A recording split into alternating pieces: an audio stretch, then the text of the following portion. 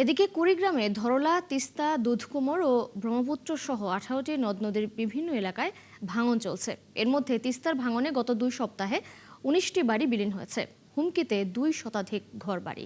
এলাকার মানুষ জানান যে জেলার সবকটি নদ-নদীতে ভাঙন শুরু হয়েছে। তবে তিস্তার তীব্র ভাঙনে রাজারহাটে বিদ্যানন্দ ইউনিয়নের চর বিদ্যানন্দ ও চর তৈয়বখা এলাকায় 2 সপ্তাহ বিলীন হয়েছে 19টি বসতঘর। ভাঙনের ঝুঁকিতে আছে আরও 200-রও বেশি বাড়ি, সরকারি প্রাথমিক বিদ্যালয়, 2টি মসজিদ। এই অবস্থায় দিশেহারা নদী তীরের মানুষ।